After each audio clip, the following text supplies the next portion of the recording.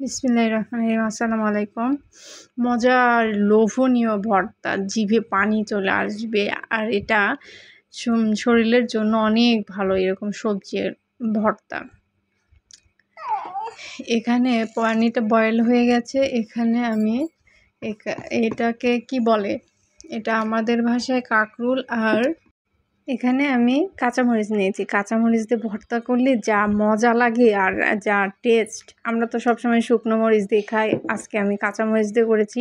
অনেক অনেক মজা এবং অনেক লোভনীয় একটা ভর্তা। আপনারাও এরকম করে একদম ভর্তা করে খেয়ে দেখবেন, অনেক ভালো লাগে গরম ভাতের সঙ্গে। আমি হামানদিস্তা এখানে নিয়েছি, লবণ, কাঁচামরিচ, রসুন, এটা আমি থেঁতা করে নেব। একটু লাল লাল করে, বেশি লাল লাল করে ভাজিনি, একটু সিদ্ধ সিদ্ধ ভাব থাকবে, একটু খাইতে ভালো লাগবে, অনেক মজা লাগবে। আর এইরকম আমরা আগে, আমার মা কাঁচামরিচ ভর্তা করতো, এত মজা আর এত টেস্ট, কথা একদম অনেক টেস্ট বলার বাইরে। এখানে বরবটিগুলো, সেটাও আমি হামানদিস্তায় থেঁতা করে নিচ্ছি। হাত দিয়েও করা যায়, যেহেতু আমার পানিটা হয়েছে অল্প, ওই জন্য আমি এই হামানদিস্তা একটু করে নিয়েছি।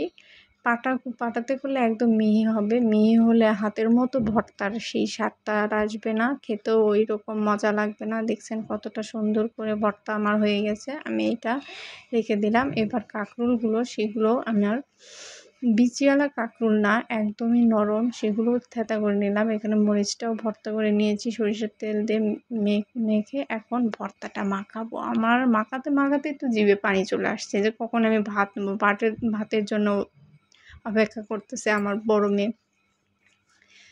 সরিষার তেল আর একটু দিলাম, এইটা মাখাবো। এত লোভনীয় টেস্ট আর এত মজা, বলার বাইরে। এখানে পেঁয়াজ দিলাম, পেঁয়াজ দিয়ে সেই মজা লাগবে। এরকম সবজি ভর্তা অনেক লোভনীয় স্বাদ।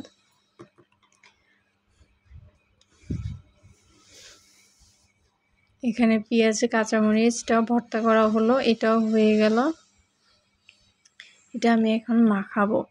সবটুকু দিব না, সব দিলে আমার ভর্তাটা ঝাল বহুত হবে, আমার বাচ্চারা খেতে পারবে না। অল্প দিয়েই সেইটারই মজা হবে। আর খেতে দেখেন কালারটা কত সুন্দর, দেখে মনে হচ্ছে কতটা লোভনীয়। আমার মাখাটা কমপ্লিট। মাখতে মাখতে তো মানুষের রান্না করলেও কিছুটা খাওয়ার রুচি আসে, যে কেমন লাগবে। এই যে দেখেন, মনে হচ্ছে এক গাল ভাত খাইলে অনেক মজা লাগবে।